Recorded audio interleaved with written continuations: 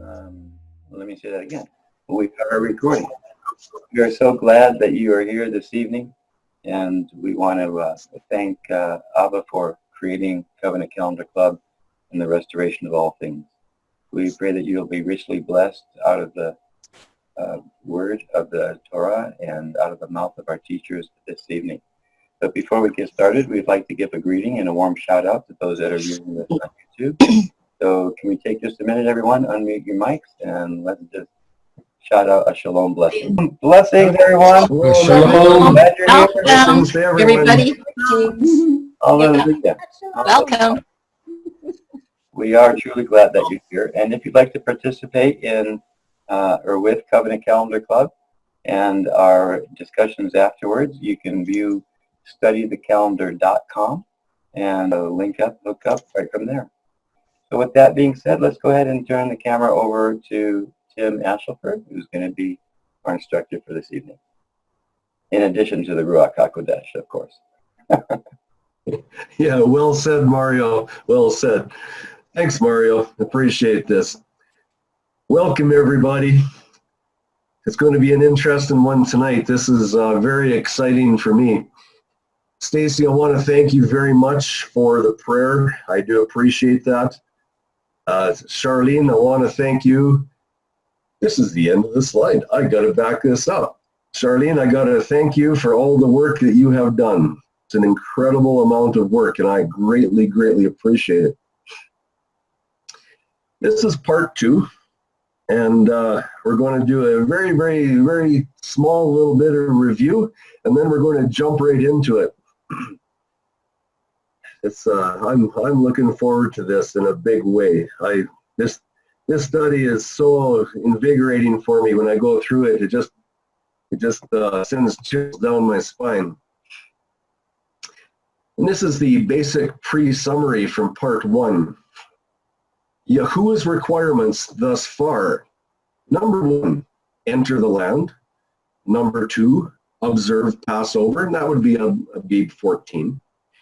Cut the first wheat, the wave sheaf offering. That's Abib 15. Roast and grind wheat. Prepare a flour and oil mixture, and that would most certainly be fine flour as recorded in the scriptures, or as required, I should say. Number 5, present the ascent offering by fire to Yahuwah.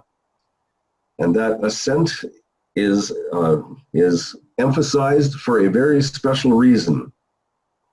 Number 6, break bread dough for normal consumption, bake bread dough for normal consumption. And number 7, eat the grain of the land. Only after the wave sheaf and the ascension offerings had been presented was it acceptable to Yahuwah to consume the first grain of the land. Joshua 5:11. And they ate. Very important words. The order of events for Yahusha's crucifixion. So we have the Passover, and that is in the midst of the week. That's when the crucifixion was, and that's in Abib 14. Abib 15 is the first Shabbat of unleavened bread. The 16th is prepare for Shabbat. And Abib 17 is the 7th day Sabbath, the resurrection, and the 4th watch with Miriam. Now, this is why we're looking at this. Number 5. This is the wave sheaf at dawn. This is the topic of the day right now. The wave sheaf at dawn, the first cycle after the 7th day Sabbath. Yahusha ascends to his Father to fulfill the wave sheaf first fruit offering.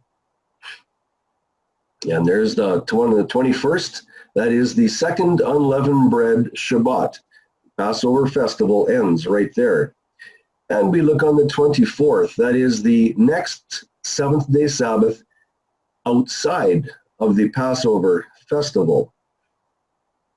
And the 25th of the month is the first cycle outside of Passover festival. That is the first cycle of the week outside of the Passover festival. This date will be investigated next, the 26th. The 26th is a very controversial number, and you're going to be hearing a lot about that in this study. Number 5, again, Yahusha's wave sheaf and ascension was at dawn, the first cycle after the seventh day Sabbath. Adding in Enoch's wave sheaf information. This is some thoughts to question. Number 9 on your right-hand side. The second cycle is a Monday, and it is outside of the Passover festival, and that is the 26th of Abib, right there. If Enoch has a true calendar, does Yahusha still have to request a 9-cycle extension so he could offer himself as another first fruit offering from death on Enoch 26th date of the month? Note, during Yahusha's Passion Week, this is a Monday, the second cycle of the week. How is this in alignment with the Enoch calendar that submits the wave sheaf must be on a Sunday, the 26th, and not Monday, the 26th? Just to show a little bit of there's some confusion in the Enoch calendar here. And we're going to be looking at this a bit deeper, quite a bit deeper, actually. Yahusha's antitype, is it based on Enoch's sickle? Very good question. The answer is going to be seen coming up. And here in part 2, this is the mapping of the discussion of the topics. Slides 2 to 11, we're going to see the review of part number 1 and the introduction for part number 2, section 3. What about the manna? Very good question. I think there's going to be a few surprises in this section. Section 4, the condition of Enoch's bread offering. And 4.1, divine life of the wave sheaf bread. And section 5, Yahusha and the wave sheaf placement. Was it Torah or Enoch? And then section 5.1, Yahusha, the perfect first fruit offering. Passover, wave sheaf, and unleavened bread. Okay, here's a bit of a review, and here's more on Enoch's wave sheaf date. And if you look in that square box, you'll see it says the first month, the 26th of the month, which they name it first fruits, the waving of the sheaf offering. The wave sheaf was to be offered on the 26th of the first month, and this is every year, period. It does not change in the Enoch and Zadok calendars. We're going to look and see if this is scriptural. Here's our introduction. Under Moses, only 2 Passovers were celebrated. There was likely no grain in the desert those 40 years. Just imagine what it must have been like to finally smell the new grain and touch it. One of my favorite aromas is at fall time when you see all the combines going through the fields and there's lots of dust in the air. That is such a beautiful aroma. I absolutely, the smell of harvest time. It's fabulous. In Egypt, unleavened bread was to be eaten with the Passover meal. Some feel Joshua allowed the people to process the old grain in order to have unleavened bread for the Passover meal, saving the new grain for the wave sheaf. Is this so? We're going to have a look at this, and I think we'll be able to answer that quite clearly. Remember the command of Leviticus 23:14. And you, what?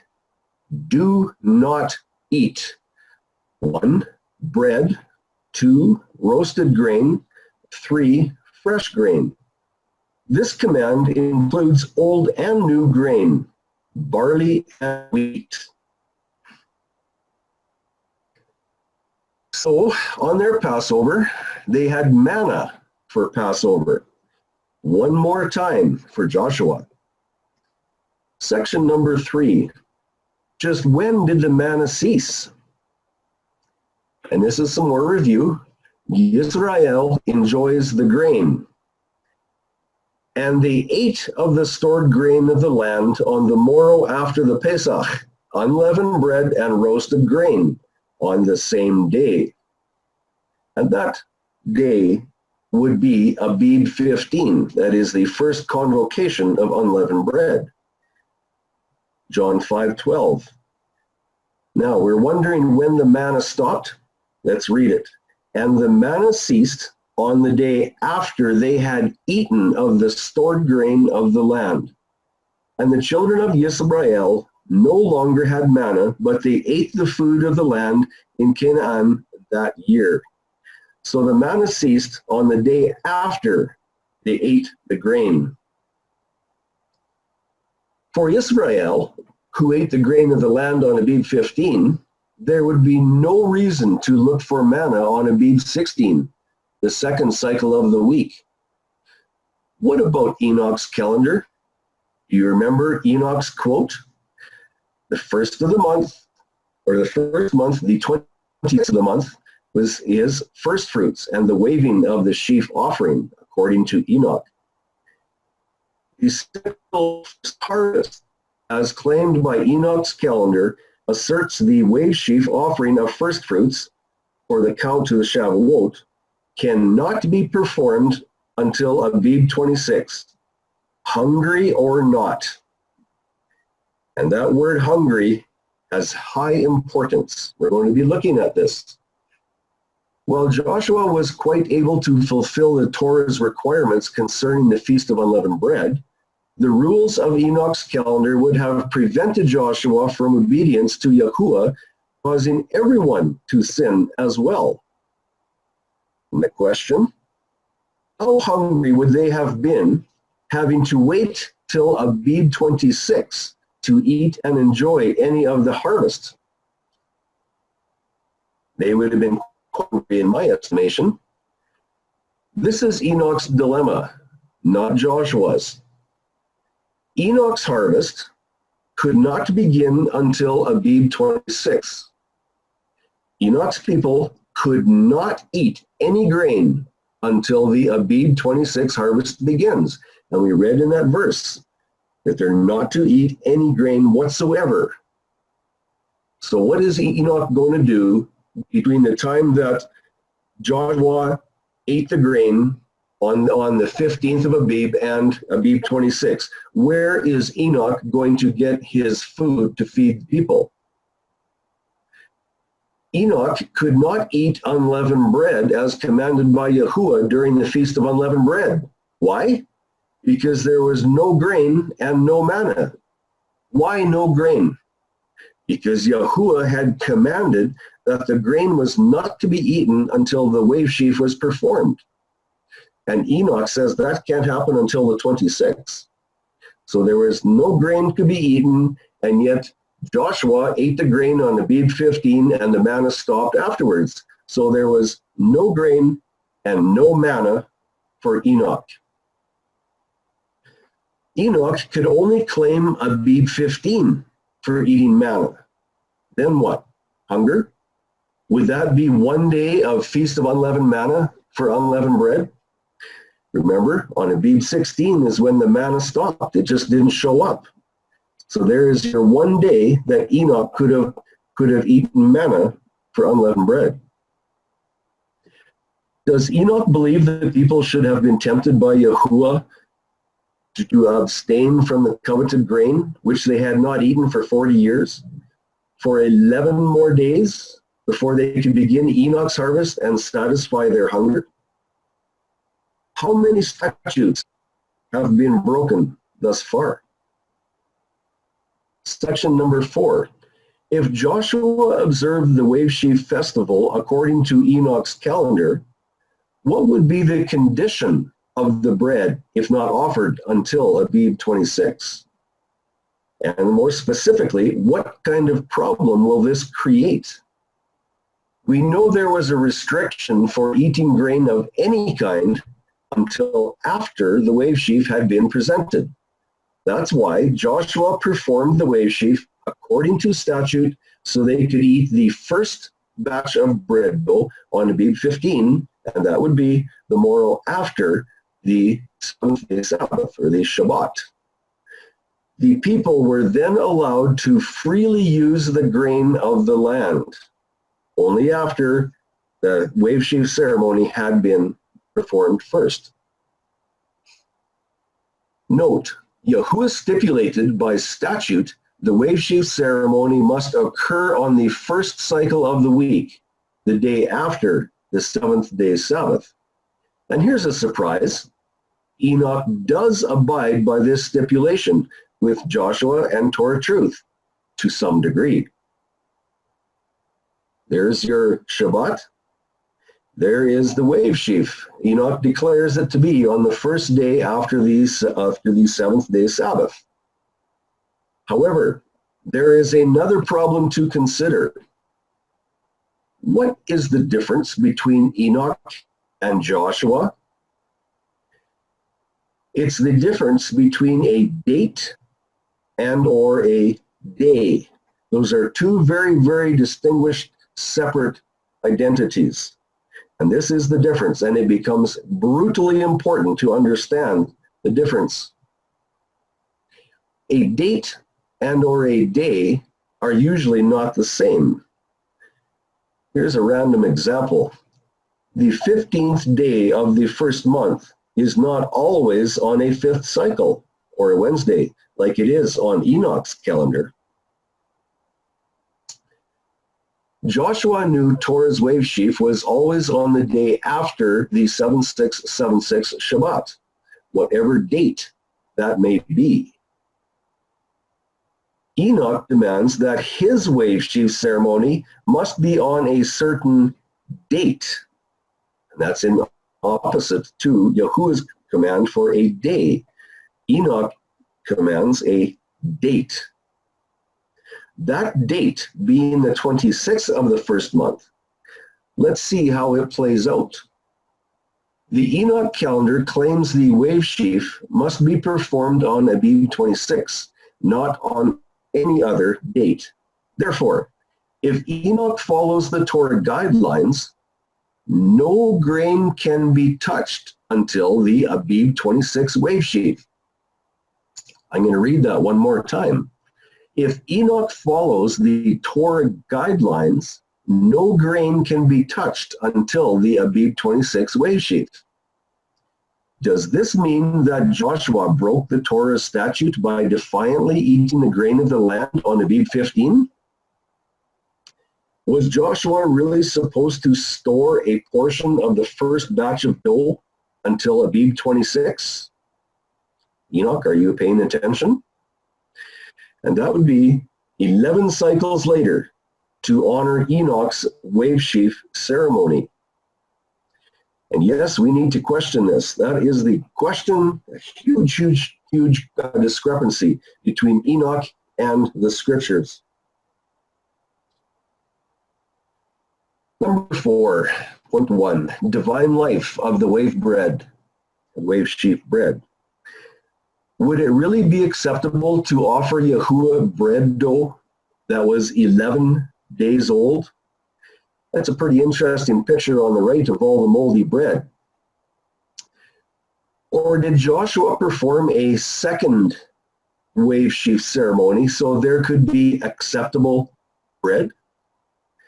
Where would that scripture be? Is there any place in scripture where we find a second wave sheaf offering? I haven't found one myself. And what is with these 11 days? Also, we must remember, Leviticus 23:13, that the oil mixed with flour is a dough, a moist dough. It is not dry bread, moist dough in desert heat. Where do we see scriptural authority for Joshua's actions? Where is it written? And there's 4 witnesses, Leviticus 23, verse 10 to 13, Numbers 15, verses 19 to 21, and Deuteronomy 18, 3 and 4, and chapter 26, 1 and 2. There's where you'll find the witnesses to Joshua's actions. And here's a little bit more review. Israel cleared to eat, and you do not eat bread or roasted grain or fresh grain until the same day that you have brought an offering to your Elohim. See, it's done consecutively on the exact same day. It cannot be divided apart, not according to the scriptures. The wave sheaf statute requirements before eating the grain of the land were accomplished, granting permission for the Israelites to eat the grain of the land on the same day. The very first batch of bread dough. Joshua observed Passover, and that's on Abib 15. The very first batch of bread dough had been presented to Yahuwah. That would have been in the morning. Then they ate bread on the same day, the day after the 7676 Shabbat Passover. The wave sheaf had been presented according to statute. There is no provision for a second wave sheaf ceremony according to Torah. Abib 26 is a counterfeit from the Enoch calendar. These scriptures tell us unequivocally that presenting the wave sheaf and eating of the grain of the land must be done consecutively and on the same day. That's exactly what Joshua did on Abib 15. Enoch claims the wave sheaf and eating of the bread is only performed on Abib 26. How can this same day be both Abib 15 and 26? What that amounts to is we're going to have to decide who we're going to follow, either Joshua or Enoch. That's actually what it really boils down to. Remember, Joshua declares by Torah statute, Abib 15 is always the unleavened bread festival. When the wave sheaf is also on Abib 15, the unleavened bread festival is always celebrated after the wave sheaf festival. Cutting grain and baking bread and eating. Joshua's duty, number one, was the wave sheaf. That's the premier duty right there. The wave sheaf was first. Number two, the bread dough from the first grain offering, and then eat bread on Abib 15. Did Joshua ignore the same day clause to align the Hebrew nation with the Enoch calendar? No. The first portion of the cut grain supplied the required offering, allowing the baking and eating on Abib 15, exactly as recorded in the scriptures. Does Enoch's calendar demand that a portion of this first bread dough must be retained for 11 cycles to offer on Abib 26? There is your 11 cycles. That is the difference between Joshua and Enoch's calendar. Those are the 11 cycles that we're talking about. Do the scriptures endorse 11-day-old bread? Or will Yahuwah accept bread 11 cycles old? 1 Chronicles 9:32 confirms Yahuwah's statute of limitations for the sanctuary set-apart bread was 7 cycles. The new showbread was to be prepared every Shabbat to replace the former 7-cycle-old showbread.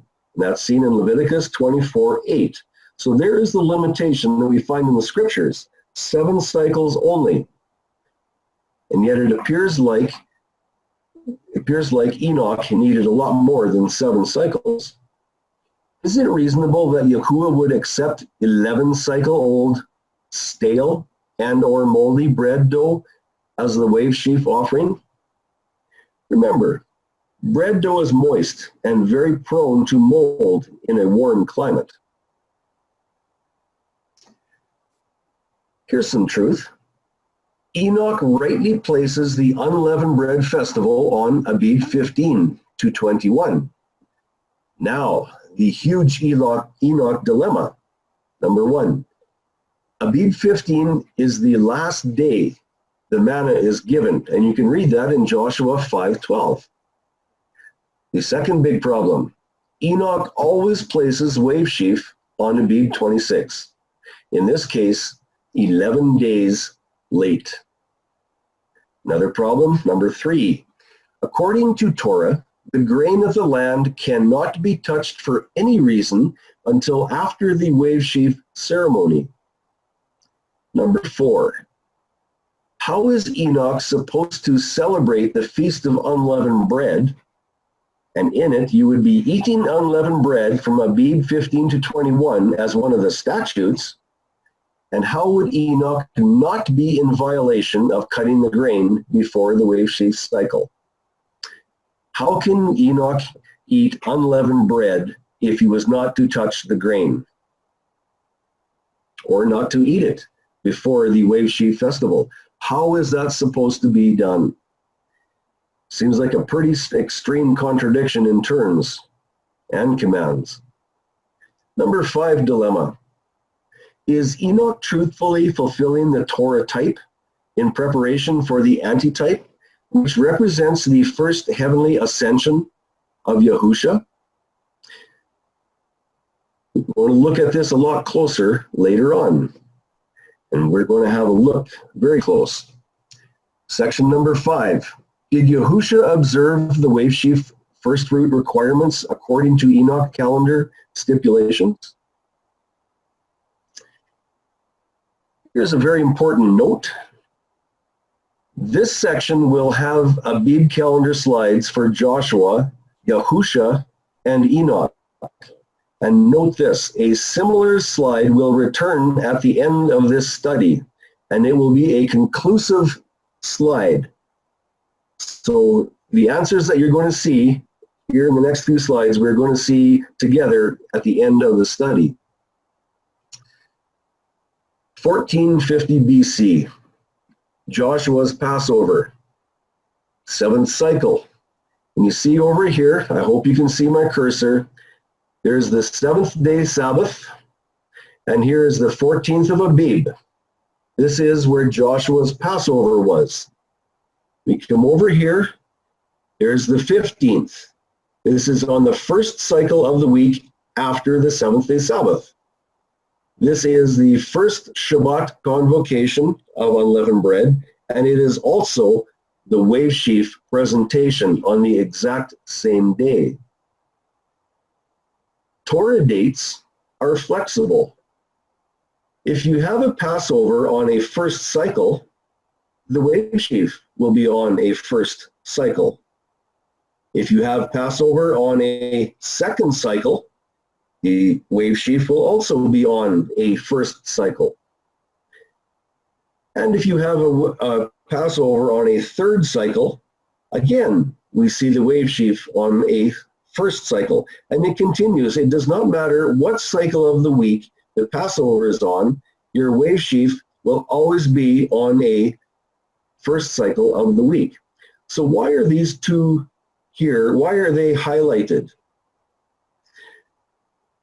In Moses' Passover in Egypt, the Passover was on the third cycle, and our wave sheaf, the pattern for the wave sheaf, came on the 19th, the first day of the week after the Sabbath.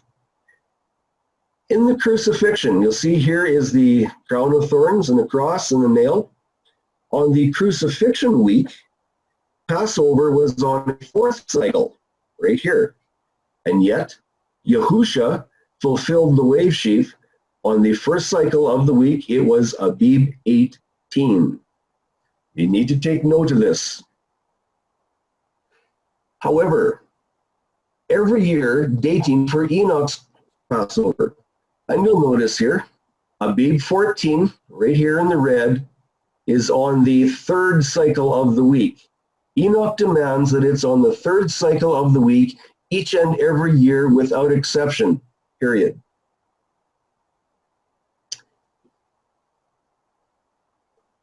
Enoch's dates are not flexible. They are fixed and they do not move from year to year. Passover is always fixed to the third cycle. Wave sheaf is always fixed to Abib 26, the first cycle. He does have the first cycle of the week correct. What is wrong with Abib 26? The wave sheaf is always outside of the week of unleavened bread. So if you go up to here and you'll see my cursor around 21, that is the final day of the Feast of Unleavened Bread. And where is Abib 26? It's over here. It's outside of the Feast of Unleavened Bread. It is a separate identity all on its own. And that is not what the scriptures demand. So let's look at Yahusha's Passover. It was on a fourth cycle, right here. This is the midst of the week. And if you recall creation, it is the midst of the week that was marked with the commissioning of light to the sun and the Mazzaroth. It's at the midst of the week. Yahusha marked that, so we knew exactly when the midst of the week is. Here is when the prophecy for Yahusha to be cut off is. It was fulfilled on the midst of the week. Passover is on the 14th. And we go here is your seventh day Sabbath, and there is the first day of the week after the seventh day Sabbath. This is the morning when Yahusha ascended to his Father to present himself as the wave sheaf. And the question I have is, did Joshua fulfill this pattern, or did he abide by Enoch's pattern? And that is for you to go through this one more time after I'm done and figure it out for yourself, so you'll understand that clearly in your own mind. The Torah dates are flexible.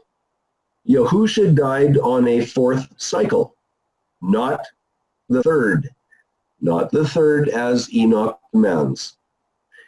Yahusha's wave sheaf was on Abib 18, not on Abib 26, as Enoch demands, nor was it even on a Sunday, Abib 25. Big discrepancies here. Enoch's Passover, again, is on the third cycle of Abib. There is a problem because this does not set the type. This does not set the pattern that Yahusha fulfilled in his crucifixion week. If you look over here on the left, the 14th was on a fourth cycle of the week, right there. Yet Enoch says it's on the third cycle of the week. So there's a problem with prophecy fulfillment here. Somehow prophecy has not been fulfilled. A little bit of review. Enoch's dates are not flexible. Passover is always the third cycle. Wave sheaf is always Abib 26 on the first cycle. And wave sheaf is always outside the Feast of Unleavened Bread, period. On your blue blocks on the side, keep the information on these last two slides in mind for the rest of this section. The resurrection and first fruits view, number 1. After his resurrection on Shabbat, Abib 17th, Yahusha ascended the next dawn, that would be Abib 18, to his Father. He went up to present himself as the wave sheaf. What was his express mission? As Shaul declares in 1 Corinthians 15, 20 and 23, Yahusha HaMashiach is the first fruit offering of the wave sheaf festival. This is always the first cycle after the Shabbat within the full 8-day festival. And that is the example that Joshua gave us when he went into Canaan. Did Yahusha then, on his first ascension to heaven, which was Abib 18, did he request a 9-cycle extension reaching to Abib 26 so he could return back to his father to complete the wave sheaf offering as the first fruits from death per the Enoch calendar? Do we read in Scripture anything about a 9-cycle extension? Do we read anything in Scripture about a second wave sheaf presentation? Myself, I have not seen it yet. Here is the resurrection and first fruits view number 2. If Yahusha did, in fact, ask for a 9-cycle extension so he could observe the wave sheaf offering of the first fruit on Enoch's Abib 26 ceremony, what cycle of the week would that have been? Our answer is coming quickly. Crucifixion, first fruits extension view 2A. It's time for a serious comparison. Did Yahusha request a 9-cycle extension to offer himself as the first fruit from death on Enoch's Abib 26th, a Monday, or a second cycle of the week? See, when you follow the covenant calendar as shown by the Torah, or covenant Torah, that 26th of Abib would have been the second cycle of the week. That would have been what we call a Monday.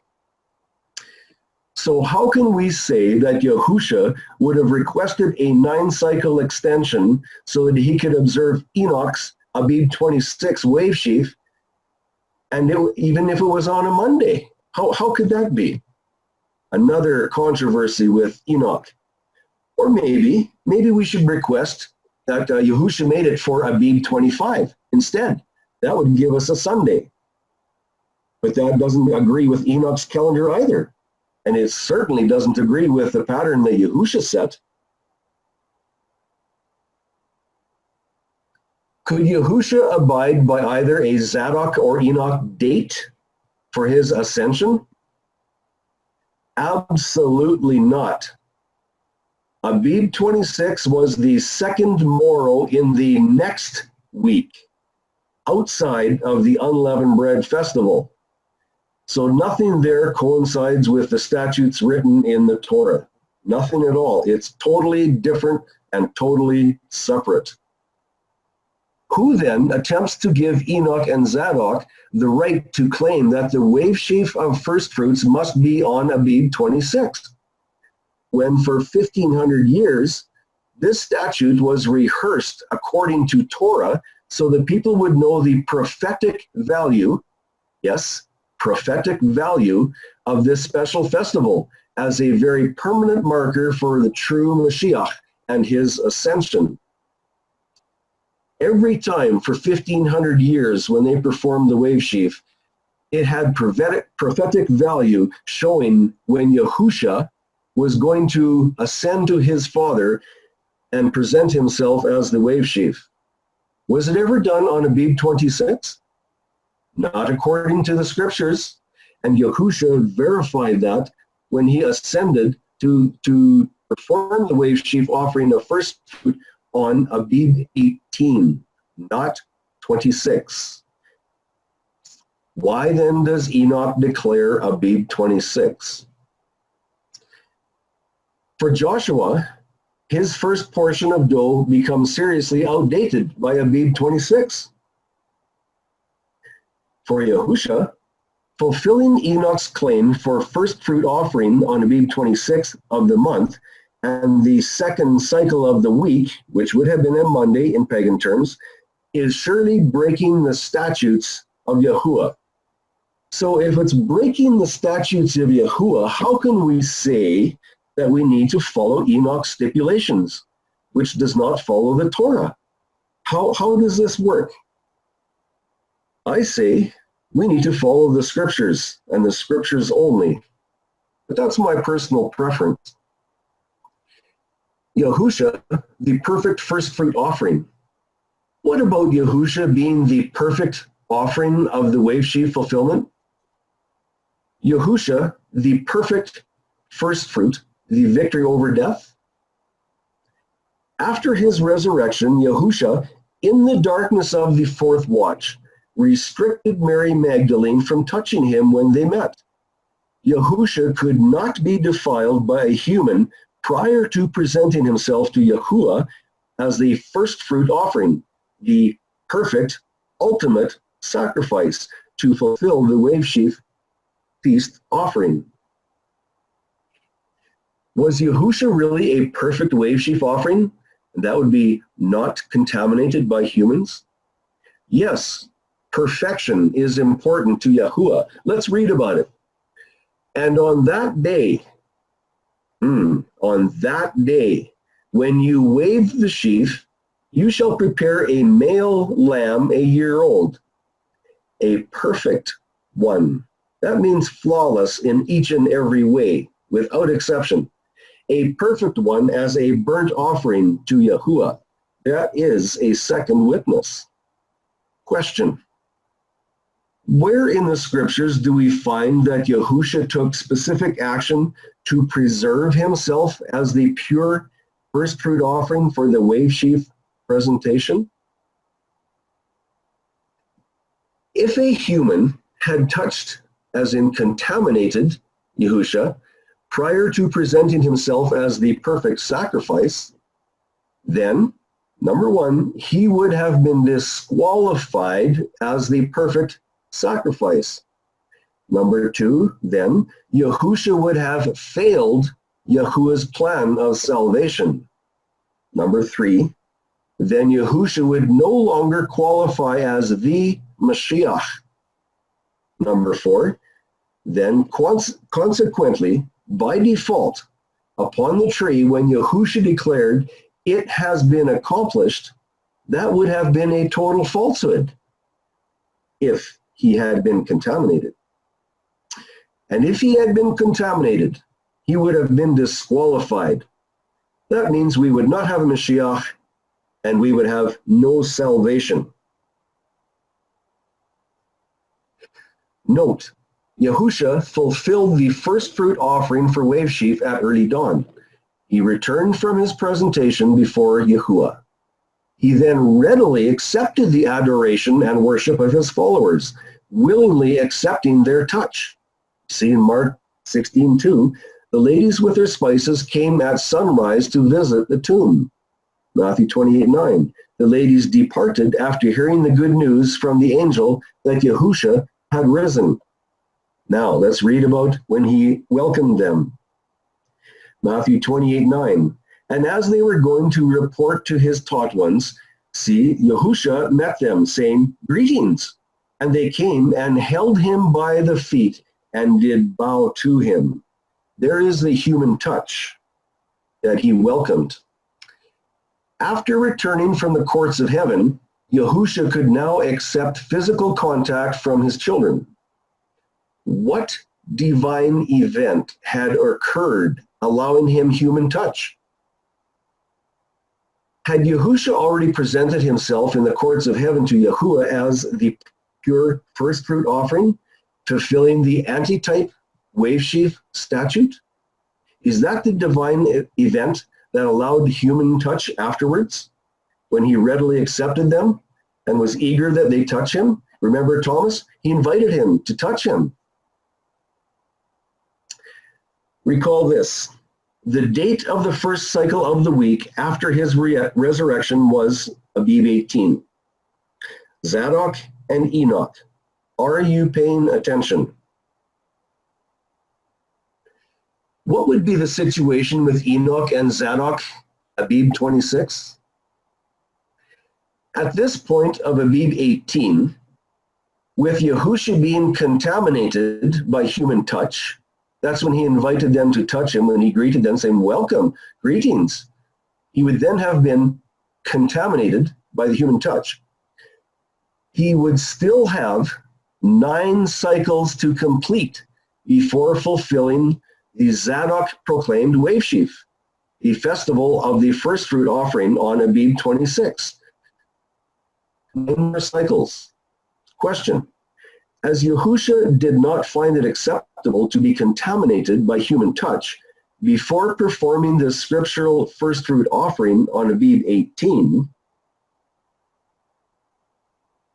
who then could possibly have qualified as the pure first fruit offering on Enoch's Abib 26 Wave Sheaf Festival? If Yahusha had already been contaminated, who could fill his place?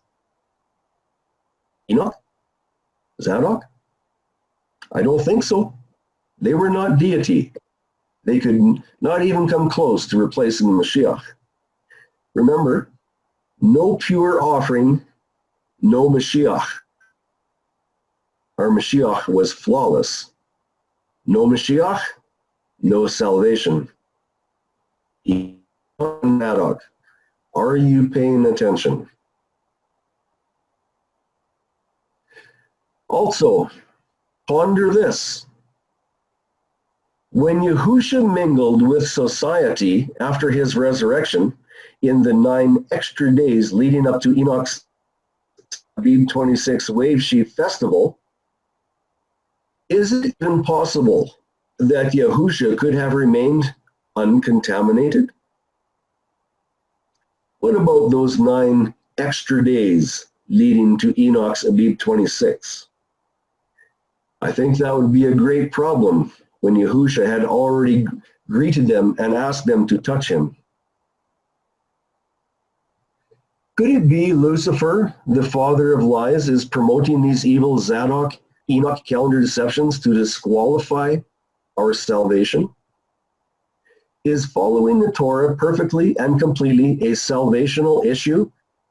Oh, how many times have I heard this when speaking about calendar? Is it a salvational issue? So many times I've heard this. Summary questions for section number 5. Can Zadok justify from the scriptures separating the eating of the first bread dough from the waving action of the first fruit wave sheaf offering on the same day? That's that word etzem. That is the bone structure. How can Zadok or Enoch separate the eating of the first bread dough from the waving action of the first fruit offering? Can it be? That is something you need to study for yourself and decide for your own. Can Zadok justify from the scriptures using 11-day-old bread dough as an offering to Yahuwah? That is, if it was not moldy, stale, and dried up yet? Can Zadok justify from the scriptures how it is that Yahusha could observe the wave sheaf day on the second cycle of the week? Did not scriptures demand that the wave sheaf was to be on the day after the 7th-day Sabbath? How come now it's on the second cycle of the week? How does that work? More summary questions for section 5. Can Zadok justify breaking the statutes by using the grain to feed the Israelite nation for 11 cycles until Abib 26? Why? By reason of the manna ceasing the day after the Passover, and the fruit and the vegetables had only started to grow. So where did Enoch and Zadok get food when they were told that they could not touch the grain of the land, any grain of any kind, until after the wave sheaf had been performed? Those 11 cycles from that time when Joshua ate the grain of the land till Abib 26, the Israelite nation would have been very, very hungry. Can Zadok justify breaking the statutes by using the grain of the land to fulfill the statute for eating unleavened bread during the festival from Abib 15 to 21? Can he do that? Is that acceptable? A question for Enoch and Zadok. Does Yahuwah accept breaking his statutes to fulfill a counterfeit one? Where is that scale going to go? One side of that scale is going to dip really low, because Yahuwah does not accept breaking of his statutes of any kind in any situation. And now for the final and brutally important Enoch discrepancy of part number 2. Number 6. The greatest challenge of all for Enoch and Zadok's huge scriptural challenges. Can they find a fully qualified, of the first year, perfect first fruit offering to legally present to Yahuwah on a non-scriptural Abib 26? I want you to think about that very, very carefully. I'm going to read that one more time.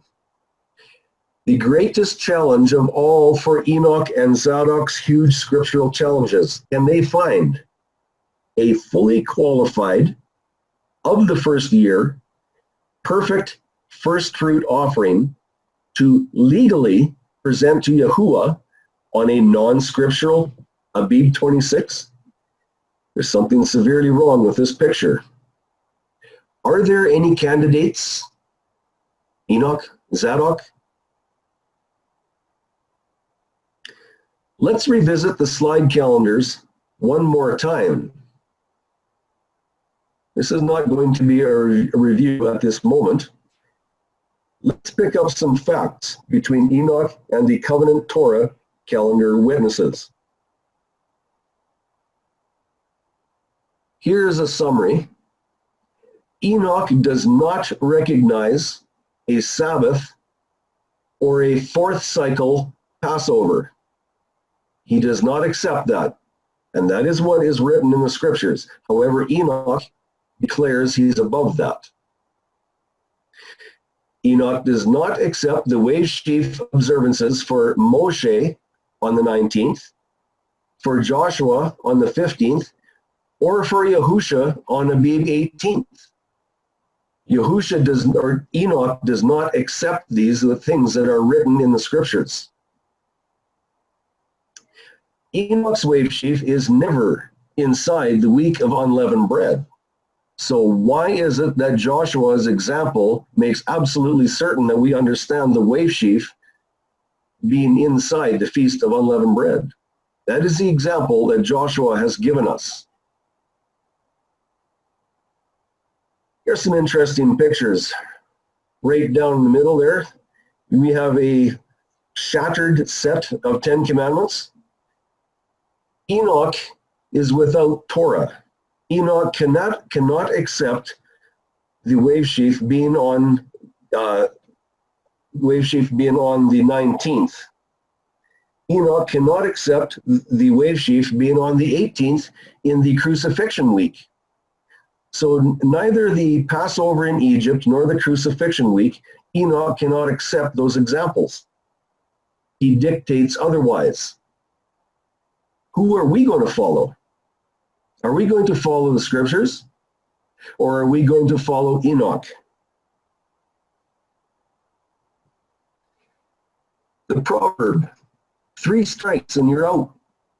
Evidence declares Enoch has at least 6 strikes, and that is thus far at this point.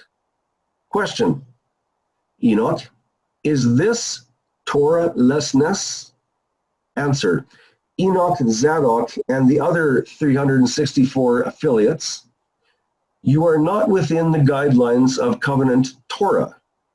Torah judges you as practicing Torah-lessness. That is what I would call an abomination by scriptural definition. Enoch, Zadok, your errors are being exposed. You simply cannot recognize or declare the true Melchizedek Mashiach. There are many more errors in Enoch's calendar. Some of the areas to be discussed in part 3 are, number 1, does the Omer count begin on Abib 15th or 26th? We've looked at that a little bit this time, but we're going to look at it more in part 3 from a different view. Number 2, the harvest on Abib 15? Is it barley or is it wheat? Actually, I'm going to back that up. I'm going to read that one more time. The harvest on Abib 15, is it barley or is it wheat? And what will this do to the barley green calendar? We're going to be looking at this from Joshua's point of view. Number 3, what is Enoch's real reason for adhering to Abib 26 and his calendar counting error? Is there a real reason that we have not mentioned yet? Why is it that Enoch demands Abib 26? Yes, there is how can I word this? What Enoch defines as a scriptural reason, and we're going to look at it and see if the context is correct or if the context has been confused and if it's taken out of context. We're going to define that very, very carefully in part 3. Will Enoch find justification without errors? Would Enoch have made these mistakes if he had studied Joshua's testimony? Wait a minute, but I'm told Enoch came long before Joshua. It appears right now that maybe Enoch didn't even look at Joshua's testimony. So maybe Enoch is long after Joshua. Is that what's documented in historic writings? I'll leave that one be for the moment. We'll look at it later, and we shall see. Questions, answers, comments? Let's have them. And thank you for your time. I'm going to pull out of the sharing. There we go. Thank you. Yeah. Thank you. Very welcome. That was extremely detailed. I was a bit confused in the beginning. There were some things that I just didn't get a hold of. Stacy, you have your hand up first, so let's go ahead with some questions. Okay, I wrote them down. I'm like you, Mario. I was really squinting in the beginning. Okay, so this might be a dumb question. Why does Passover fluctuate if it's in the midst of the week? I'm not grasping that. There's only one time that Passover was prophesied for the midst of the week, and that is the week that Yahusha died. Okay. That's the only time that Passover must be in the midst of the week. Other than that, Passover can be in any day of the week. It does not matter. Okay. But the crucifixion week, Abib 14, must be in the midst of the week. Okay, got it. That makes sense. And it'll be pretty much, you can kind of tell when it's going to be next year, because if, like, for example, this year it was in the midst of the week on a Wednesday, next year it'll probably be on a Thursday, and the year after that it'll be on a Friday, and year after that be on a Sunday, and so. And it all starts from the first day of the year. That's how we know where to count. We count and number our days by the first day of the year, starting with the vernal equinox, and then we count out the numbers. So the 14th can land on whatever day. Okay. Okay. Good. That makes sense. Okay. Now, second part. On Passover in particular, it's in the midst of the week on the 14th. The manna ceased on the 15th, and the first fruits wave sheaf was on the 18th. No? The manna ceased on the 16th.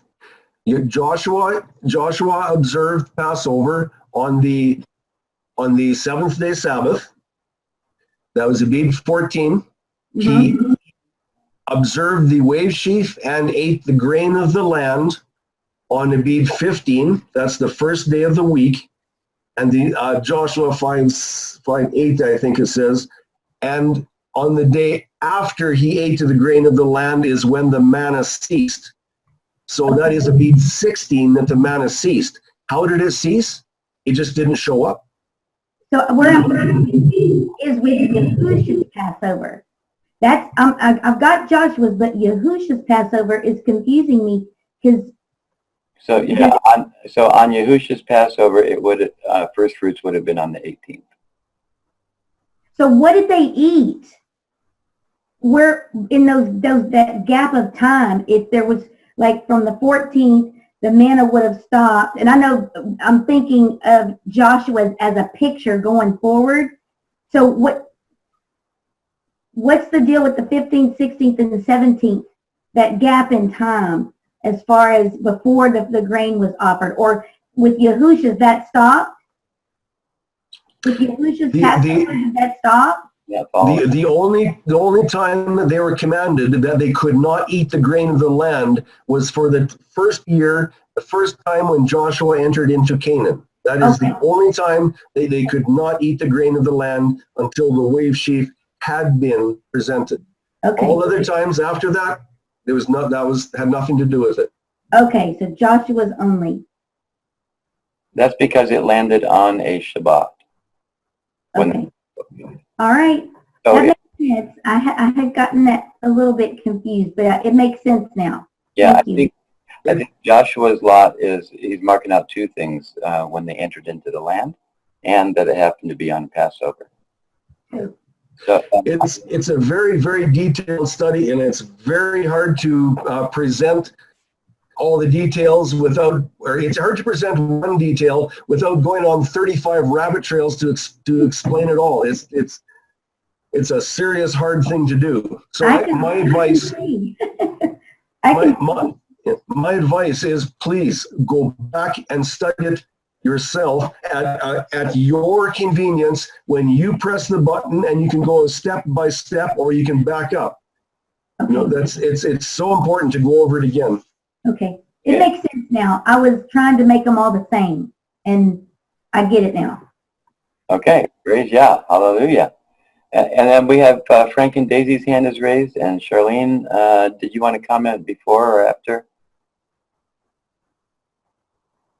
I'll just go right away because it's for Stacy. What I saw happening, Stacy, is you're mixing up the calendars. So the calendar for Joshua is very different than Enoch's, and it's very different than Yahusha's. So what was happening on Yahusha's calendar for the dates, that's why we had that calendar slide that said there's a difference between a date and a day. Okay? The 15th day of the month is not always on a certain day of the week. It can fluctuate. So when you're looking, you have to stick within the calendar that we're talking about. You can't ask a Passover question on Joshua's calendar and then ask why the wave sheaf on Yahusha's was on a different date. Okay, so that's exactly what I was doing. So yeah.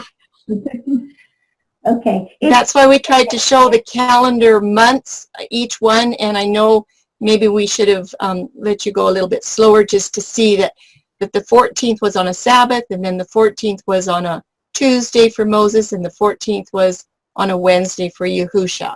Yeah. What just confused me there just now, Charlene, when you said on Joshua's calendar, that kind of threw me just now. Yes. I don't see. It's the same. Well, the calendar that. Yeah, it's the same calendar, but she's talking about Joshua's year. Oh. Joshua's year and Yahusha's year, the crucifixion, and Moshe's year in Egypt. The same calendar, but different years. Got it. Okay. Yeah. Or different configurations is what it amounts to. Okay, that just threw me off for a sec. Thank you. Oh, that's good. We need to keep that lingo clear. Frank and Daisy? You have your hand up there. Hi. Hello. Shalom, shalom. Yeah. Can you hear me? Yes. Shalom. Back to the question that Stacy had. I'm kind of riding on the same boat for now. I understand that there are 3 perceptions here on the Passover timing. One for Moses, one for Joshua, and one for Yeshua. My question is, when you're looking at the wave sheaf offering from a covenant count perspective, which is the perspective that supersedes all the others as far as the wave sheaf? Meaning, would the wave sheaf be counted as needing to be on the 15th, or would it be counted as needing to be on the first day of the week? Yeah. The statutes in the Torah take preeminence always, and that statute demands that the wave sheaf is on the first day of the week after the seventh day Sabbath. So there's not a year which gives authority to any others. It's the statutes that declare when it is, and each and every year has to fall within and under those statutes in complete fulfillment. Okay. So then Joshua's year was extraordinary because the 15th happened to also be the first day of the week. Yes, and we feel that that story was explicitly recorded in the scriptures for an extremely important reason, because we are not to allow the wave sheaf to go outside of the Feast of Unleavened Bread. And being that is the first year in Canaan when they observe the feasts, and Joshua, being who he is the type of the Mashiach. Well, he must lead things out in an absolute perfection way according to the statutes. And so we feel that example in Joshua is brutally important. Great questions and great answers. Thank you, Daisy. Okay, so that clarifies everything, because in my head, I got mixed up with the 15th versus the first day of the week.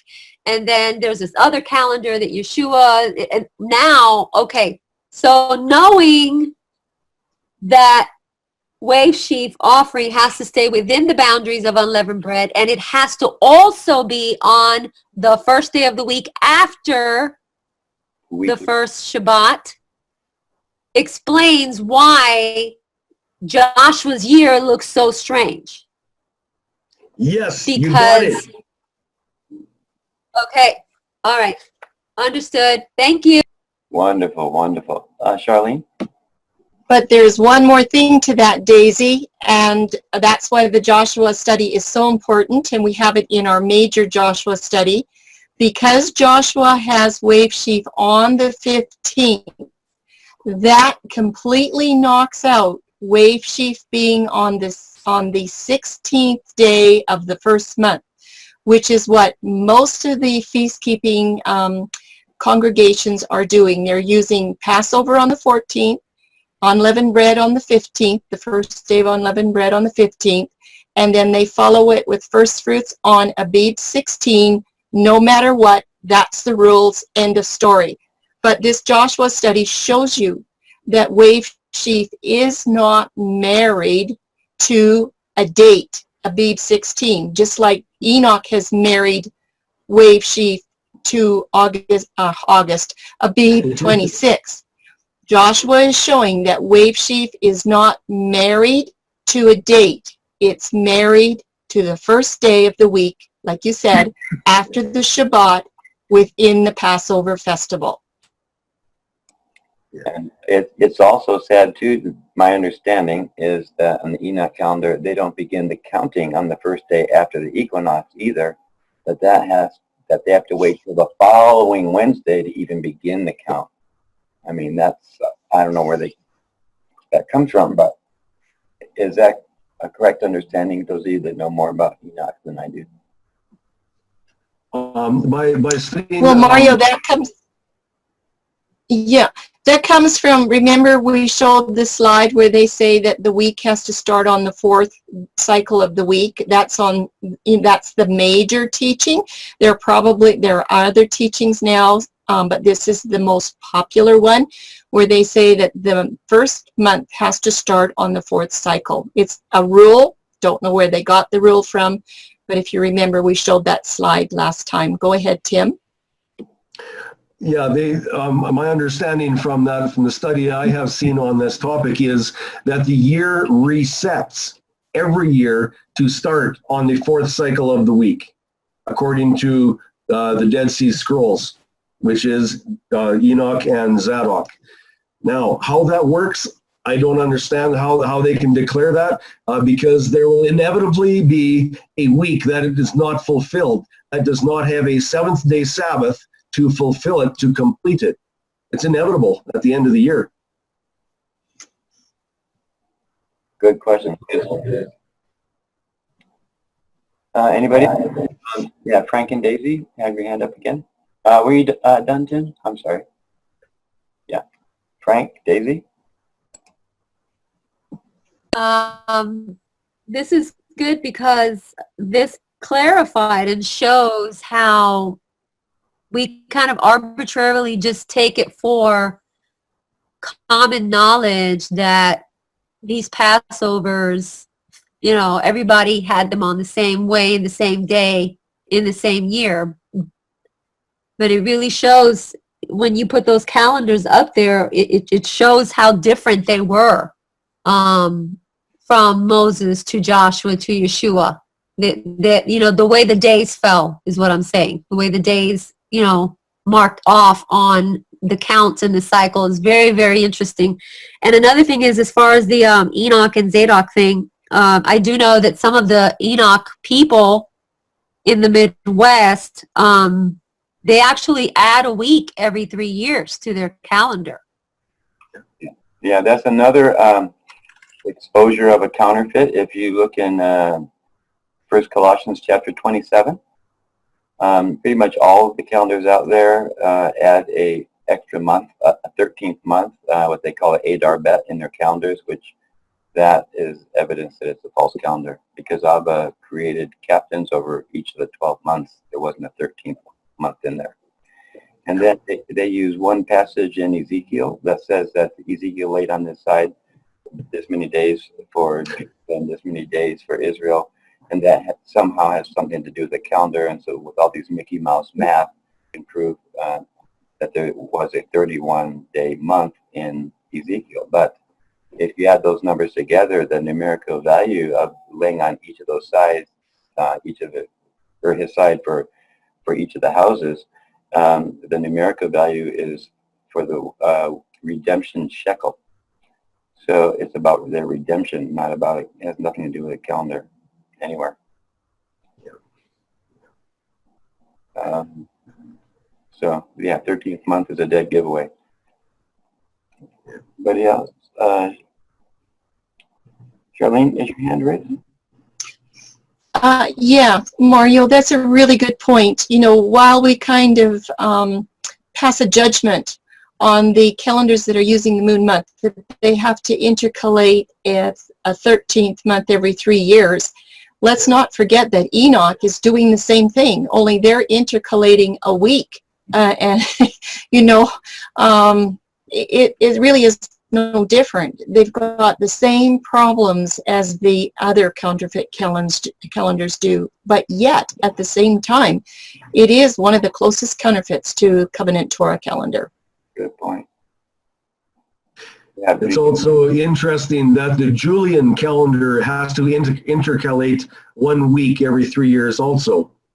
So, is it, yeah, right. So is it, what makes it a close-looking counterfeit? Is it because they recognize at the beginning of the year using the spring equinox? Is that what makes it look? I believe that's what triggers people to start to look at it. And I'm going to say something, I'm going to be very, very frank. I believe Enoch is there for people that have no interest in studying the scriptures, because it takes willpower, it takes determination and time and discipline to search the scriptures. Enoch has it all laid out. Just bing, bing, bing, bing, bing there. It's mathematically phenomenal. Only trouble is, when you study the scriptures, it doesn't line up anywhere close to the scriptures.